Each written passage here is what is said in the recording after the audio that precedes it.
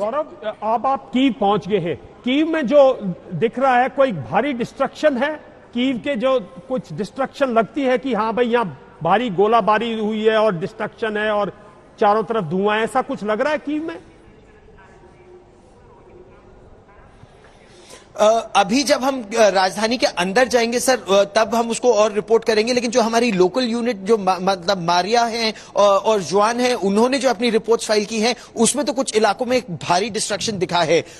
Alex और मैं एक व्यक्ति से यहां भी बात कर रहे थे, उनका ये कहना था कि जो भी मिलिट्री इंस्टॉलेशंस के पास की बिल्डिंग्स हैं वो टारगेट की गई है, यानी मिलिट्री इंस्टॉलेशंस को टारगेट किया जा रहा था और उसके साथ आसपास की बिल्डिंग्स में या वो कोलैटरल डैमेज था या फिर डर बैठाने के लिए कि अगर आप जनता शहर छोड़ के नहीं गई तो वहां पर डैमेज होगा, ये दर्शाने के लिए कुछ एक्शन तो हुआ है। लेकिन नीपर नदी के आसपास अभी भी भारी जमावड़ा है। कीव नीपर नदी के दोनों पार है, लेकिन जो गवर्नमेंट डिस्ट्रिक्ट है वो हम उस बैंक पर है इस समय, और उस बैंक पे बहुत भारी यहां पर टैंक, बख्तरबंद गाड़ियां, surface to air missile, shoulder fired SAMs, जिन स्टिंगर्स की आप बात कर रहे थे, वो यहां पर बड़ी संख्या में न केवल सेना बल्कि मिलिशिया के भी पास है। और ये जो हम बात कर रहे थे ना सर, पिछले 4-5 दिनों में इन्होंने लोकल्स को ये नए हथियार, जो $500 मिलियन के अमेरिकन हथियार पिछले 1 महीने में आए थे, वो अब लोकल्स को दिए जा रहे हैं।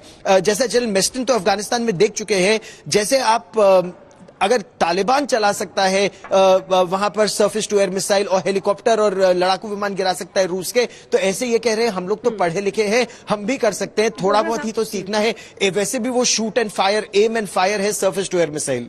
डोगरा साहब भी एक सवाल जो पहले पूछ रहे थे उसी को एक्सटेंड करते हुए अगर आप पूछना चाहें कि लोगों के मन में इस वक्त क्या चल रहा है यूक्रेन में? जितने लोगों से आप एलेक्स से अन्य लोगों से बातचीत कर रहे हैं, रूस के खिलाफ गुस्सा, अमेरिका के खिलाफ गुस्सा, अपने राष्ट्रपति के लिए उनकी श्रद्धा, क्या? डोगरा साहब एक एक्सटेंड कर ले सवाल, फिर जवाब दीजिएगा गौरव। 2 चीजें, एक तो ये कि लोग ये सोच रहे हैं कि हमको आग में झुलस दिया है और खुद किनारे हो गए हैं अमेरिका और नेटो के दूसरे मेंबर्स। जो जेलेंस्की साहब ने भी कहा था कि मैंने 27 राष्ट्रपतियों और प्रधानमंत्रियों से बात की है, किसी ने भी मदद के लिए नहीं कहा, आने के लिए नहीं कहा। और दूसरी बात यह है कि ठीक है, अमेरिकी हथियार या जर्मन, इटली वगैरह के हथियार पहुंच जाएंगे या पहुंचने वाले होंगे, पर उसको सीखने के लिए टाइम लगेगा। तालिबान ने भी 3-4 महीने लगाए थे सीखने के लिए, उसके बाद चलाना शुरू किया था। अब कोई ग्रेजुएट या यंगस्टर जैसे आपके साथ जो खड़े हुए थे, वो एकदम तो नहीं चला सकते ना गौरव, तब तक लड़ाई भी बंद हो जाएगी। गौरव, मैं चलिए एलेक्स से ही ये प्रश्न का उत्तर लेने का प्रयास करता हूं। Alex, two quick questions. One, is there a feeling in Ukraine that the Western countries led Ukraine up the garden paths? You know, they promised help and none forthcoming, no boots on ground, no assistance coming your way. Yeah, I've heard it. Like a lot of people were saying it, but we see a bits of help here and there, and it's still good. It's still good. So like they're sending anything here is helping us, helping our boys to stay alive. So that's but the fact President Zelensky said that he reached out to 27 NATO heads of state, 27, and asked them, "Are you standing with us?" And not one was. Yeah, that's really sad, and it's saddening for every Ukrainian.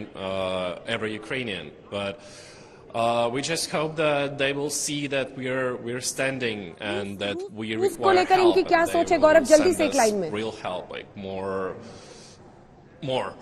अच्छा, और जल्दी से, you know, one quick question also about the fact that you may have got your stingers, but you're a youngster. Do you know how to fire one? How long will it take you to learn? Me personally, I have no idea. I have no military training. I have no idea how stinger looks like. Yeah. But as far as I know, people who are in Ukrainian army, they were training, but not for too long. to use them. Training started, ambassador Dogra जैसे बिल्कुल सही आप कह रहे थे कि training शुरू तो हुई, लेकिन वो कितने परिपक्व हैं इसमें, ये एक बड़ा प्रश्न है। हालांकि यूक्रेन की सेना के जिस अधिकारी से मेरी मारियोपोल में बात हुई थी, उन्होंने कहा था कि 2014 से 2022 8 साल उन्हें सीखने का मौका मिला है और इसीलिए वो इस समय अपने देश को डिफेंड कर पा रहे हैं, जो क्रीमिया में नहीं कर पाए थे।